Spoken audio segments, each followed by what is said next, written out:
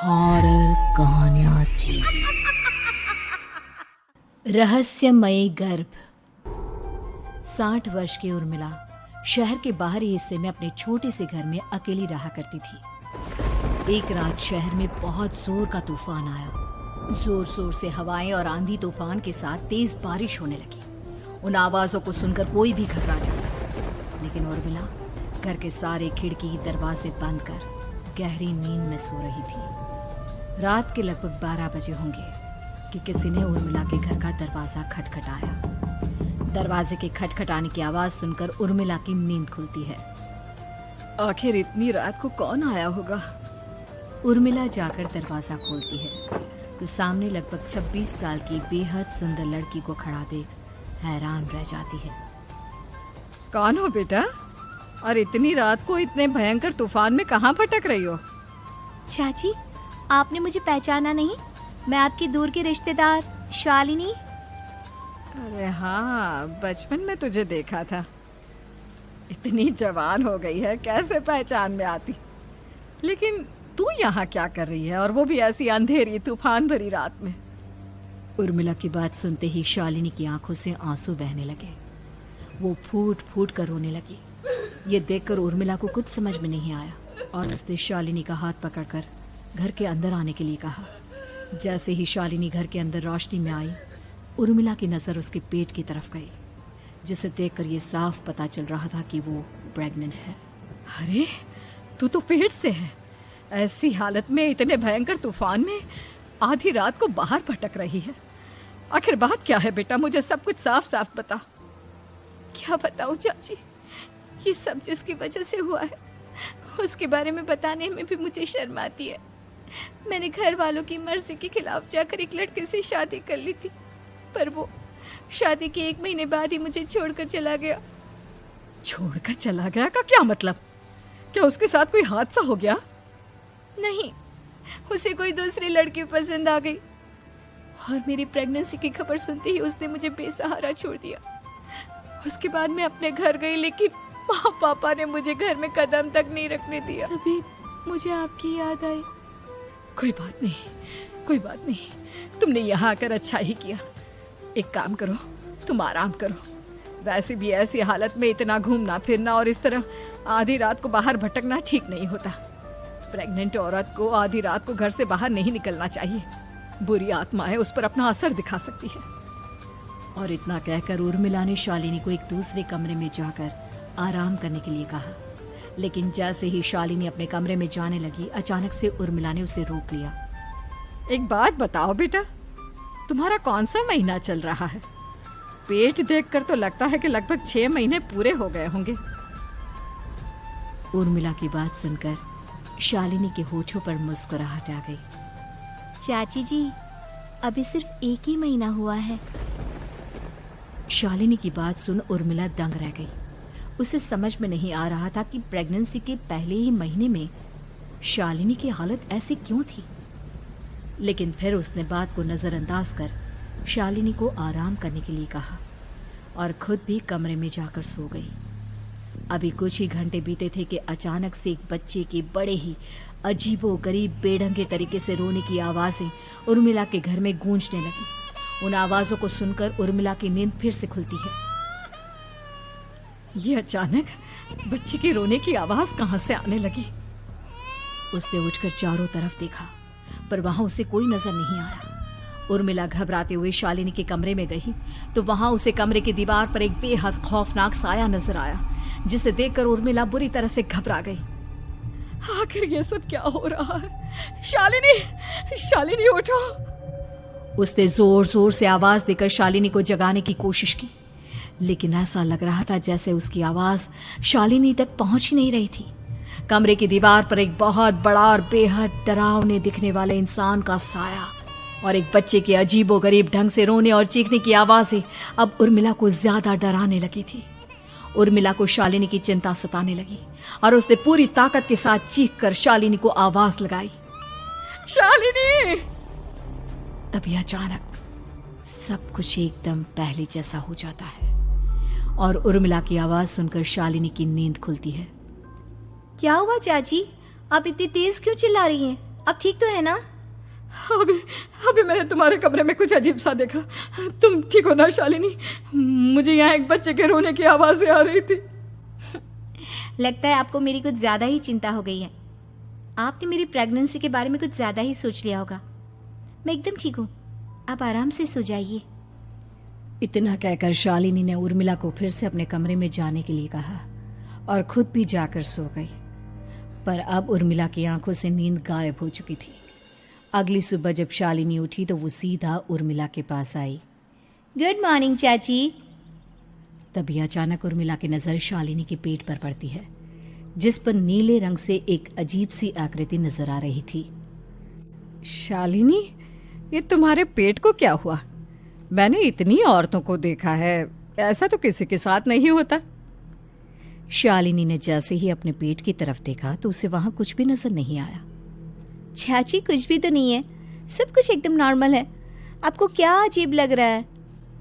इससे पहले कि उर्मिला उसके सवाल का कोई जवाब देती, अचानक से शालिनी के पेट में जोर जोर से दर्द होने लगा। वो बुरी तरह दर्द से तड़पने लगी। चाची, चाची। ये सब देखकर उर्मिला बहुत घबरा गई। उसने धीरे धीरे शालिनी के पेट को सहलाना शुरू किया, लेकिन शालिनी का दर्द कम नहीं हुआ। उर्मिला जाकर रसोई से पानी का गिलास लेकर आई और शालिनी को पानी पिलाने की कोशिश करने लगी। ले बेटा, पानी पी ले, तुझे आराम मिलेगा। ले ले। नहीं चाची, मुझे बहुत तेज दर्द हो रहा है। अरे थोड़ा पी ले बेटा। जैसे ही उर्मिला ने शालिनी को पानी पिलाया, उसने देखा कि गिलास में बचा पानी का रंग नीला पड़ गया और शालिनी की आंखें अजीब हो गई। उसके पेट पर बच्चे का एक डरावना चेहरा नजर आने लगा। ये सब देखकर उर्मिला की डर से हालत खराब होने लगी, पर तभी शालिनी का दर्द ठीक हो गया। बेटी, अभी तुम्हारा दर्द ठीक है तो ऐसा करो, तुम थोड़ी देर आराम कर लो। शालिनी को आराम करने के लिए कहकर उर्मिला तेज कदमों से चलकर घर से बाहर निकल जाती है और पास ही रहने वाली एक औरत कालिंदी के पास पहुंचती है। अरे उर्मिला बहन, बड़े दिनों बाद दिखाई दी, क्या हुआ? बहुत घबराई हुई सी लग रही हो, सब ठीक तो है ना? क्या बताओ कालिंदी बहन, मेरी एक दूर की रिश्तेदार आई हुई है। वो पेट से है और उसके साथ ना अजीब अजीब चीजें हो रही है। अब उर्मिला सारी बात कालिंदी को बताती है, जिसे सुनने के बाद काले जादू और तंत्र विद्या की माहिर कालिंदी एक ताबीज बनाकर उसे देती है। बहन, मुझे शालिनी पर किसी बुरी आत्मा का साया लगता है। ये ताबीज ले जाओ, आज रात को 12 बजे उसे पहना देना, फिर सब ठीक हो जाएगा। उर्मिला ताबीज लेकर घर वापस आती है और अब आधी रात के होने का इंतजार करने लगती है। जैसे ही आधी रात होती है, वो नींद में सोई शालिनी को ताबीज पहना शांति से अपने कमरे में आकर अपने पलंग पर लेट जाती है। अब सब ठीक हो जाएगा, ये सोचकर उर्मिला शांति की एक सांस ही लेती है कि तभी अचानक उसकी आंखों के सामने कुछ ऐसा आता है जिसे देखकर उर्मिला डर से चीखने लगती है। तुम कौन हो? कौन हो तुम? जाओ यहाँ से, जाओ जाओ यहाँ से। तभी उर्मिला की एक जोरदार दर्द भरी डरावनी चीख वहां पर गूंज गई। उर्मिला की आंखों के सामने एक बच्चा खड़ा हुआ था, जिसका पूरा शरीर किसी बूढ़े की तरह नजर आता था, लेकिन मुंह किसी नवजात बच्चे की तरह था। उसकी आंखें गुस्से से लाल थी और वो घूर घूर कर उर्मिला की तरफ देखा जा रहा था। कौन हो तुम? कौन हो? उर्मिला के चीखते ही वो बच्चा जोर जोर से रोने लगा। घबराकर उर्मिला ने अपने हाथों को अपने कानों पर रख लिया। उसकी समझ में नहीं आ रहा है कि आखिर ये सब उसके साथ क्या हो रहा है। कौन हो तुम? कौन हो? क्या चाहते हो मुझसे? जाओ जाओ यहाँ से, आखिर तुम हो कौन? तभी अचानक से उर्मिला के पूरे घर में लाल रंग की रोशनी फैल गई। वो बच्चा धीरे धीरे कदमों से चलता हुआ उर्मिला की तरफ बढ़ने लगा। किसी नवजात पैदा हुए बच्चे के जैसे उसके रोने की आवाज अब उर्मिला के कानों में गूंज रही थी। लेकिन कुछ ही सेकंड में वो चुप हो गया और उसने बेहद खतरनाक आवाज में उर्मिला के सवाल का जवाब दिया। मैं वो हूँ जो अब तक पैदा नहीं हुआ, लेकिन जब मैं पैदा हो जाऊंगा तो वो होगा जो अब तक कभी नहीं हुआ। क्या कहना चाहते हो तुम? ऐसा क्या हुआ जो अब तक नहीं हुआ? तबाही होगी, तबाही। सब कुछ खत्म हो जाएगा और ये जो लड़की मुझे जन्म देने वाली है, मैं उसका खून पी जाऊंगा, सारा खून। उस बच्चे की बात सुनते ही उर्मिला बुरी तरह घबरा गई। उसका एक बुजुर्ग आदमी जैसा शरीर, एक नवजात बच्चे जैसा चेहरा, ये दोनों ही बातें उर्मिला की समझ से बाहर थी। तभी वो बच्चा अचानक गायब हो गया। घर का माहौल फिर से पहले जैसा हो गया। लाल रंग की रोशनी भी अब गायब हो चुकी थी। उर्मिला दौड़कर शालिनी के कमरे में पहुंची, जहां वो गहरी नींद में सोई हुई थी, पर उसके गले का ताबीज गायब हो चुका था। उठो उठो शालिनी, उठो बेटा, मुझे तुमसे जरूरी बात करनी है। अरे चाची क्या हुआ? इतनी रात को आप परेशान क्यों कर रही हैं? सब ठीक है ना? अभी जब तुम सो रही थी ना, तो मैंने तुम्हारे गले में एक ताबीज पहनाया था। कहाँ गया बेटा, बताओ मुझे। शालिनी ने चारों तरफ अपनी नजरें घुमाकर देखा, लेकिन वहां पर कोई ताबीज नहीं था। वह हैरानी से उर्मिला के चेहरे की तरफ देखने लगी। उसे समझ में नहीं आ रहा था कि आखिर उर्मिला किस ताबीज के बारे में बात कर रही थी। नहीं चाची, यहाँ कोई ताबीज नहीं है। लगता है आपने कोई बुरा सपना देखा है। मैंने कोई बुरा सपना नहीं देखा। खैर छोड़ो, तुम अब सो जाओ, फिर सुबह बात करते हैं। डर और घबराहट की वजह से उर्मिला की आंखों से नींद तो जैसे बिल्कुल गायब हो गई थी। अगली सुबह उर्मिला बिना कोई देर किए गांव के बाहर एक छोटी सी झोपड़ी में रहने वाले बूढ़े पंडित के पास पहुंची। पंडित जी, मेरी मदद कीजिए। अरे आओ आओ उर्मिला, क्या हुआ? सब ठीक तो है ना? क्या बताओ पंडित जी, बहुत बड़ी मुसीबत है। मेरी दूर की एक रिश्तेदार लड़की पेट से है और उसके साथ बहुत डरावनी चीजें हो रही है। कल रात को तो एक अजीब सा दिखने वाला बच्चा मेरी आंखों के सामने आकर खड़ा हो गया था। ये तुम क्या कह रही हो? मुझे साफ साफ बताओ कि आखिर तुमने क्या देखा? उर्मिला ने अपने साथ हुई बीती रात की पूरी घटना पंडित जी को बताई, जिसे सुन पंडित जी के माथे पर चिंता की लकीरें उभर आई। अनर्थ होने वाला है, अनर्थ। बरसों पहले भी उस हैवान ने एक लड़की के पेट से जन्म लिया था और उसके बाद उस शहर को पूरी तरह से तबाह कर दिया। कैसी विपदा पंडित जी, कैसे बात कर रहे हैं आप? बताइए मुझे, और इसका उपाय क्या है? इसका उपाय तो है, लेकिन बहुत कठिन है। हो सकता है कि उस उपाय को करने के दौरान तुम्हारी जान भी चली जाए। मुझे मेरी जान की कोई परवाह नहीं, पर आप जिस तबाही के बारे में बात कर रहे हैं, बस वो नहीं होनी चाहिए। लाखों लोगों की जान बचाने के लिए मैं कुछ भी करूंगी। तो ठीक है, मेरी बात ध्यान से सुनो। बरसों पहले एक भयानक तांत्रिक ने अपनी तंत्र क्रिया के जरिए एक मासूम लड़की के साथ रिश्ता बनाकर उसके पेट से जन्म लिया था। इस तरह से वो अपने जैसे लोगों की संख्या इस दुनिया में बढ़ाना चाहता था।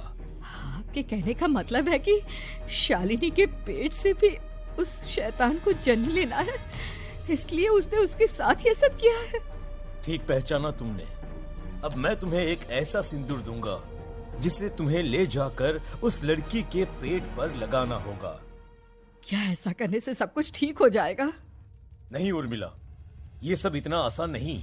उस लड़की के पेट पर सिंदूर लगाने के बाद तुम्हें उसका पेट काटकर उस हैवान को बाहर निकालना होगा।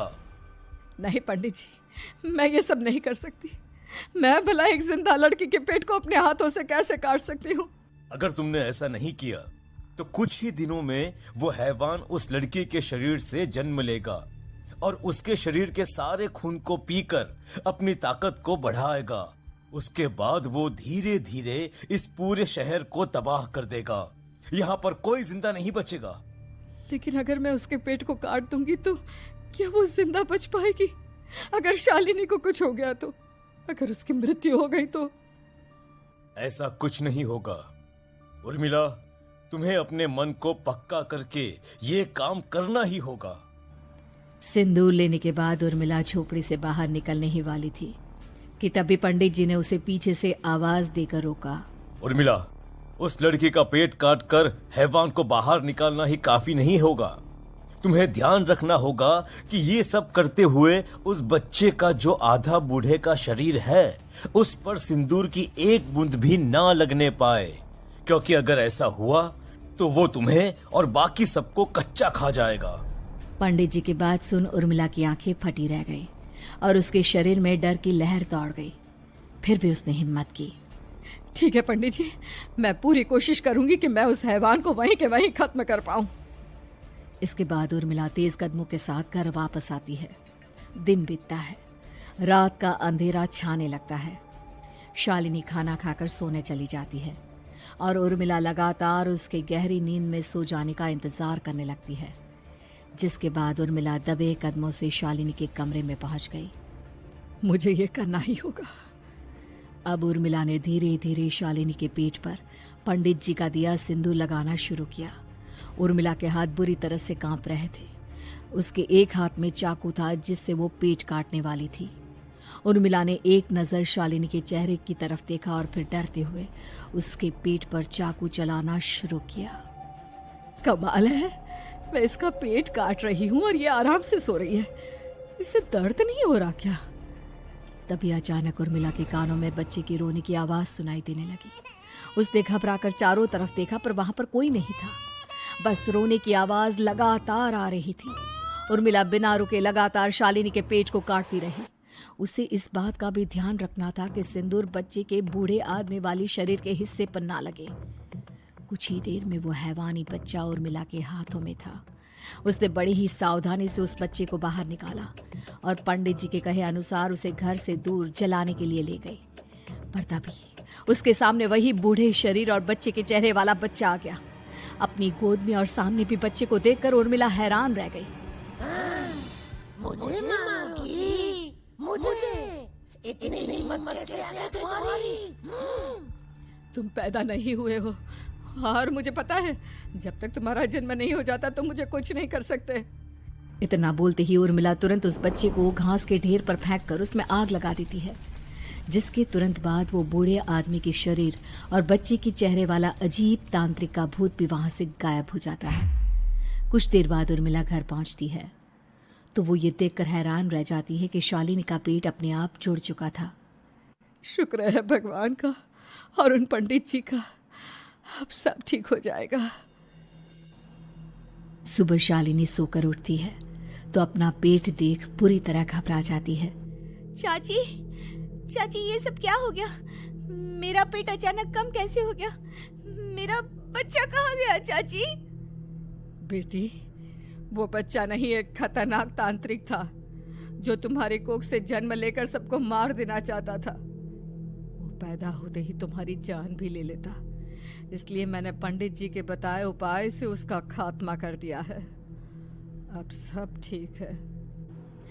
शालिनी को उर्मिला की बात समझ में नहीं आती, जिसके बाद शालिनी को पूरी बात उर्मिला आराम से समझाती है।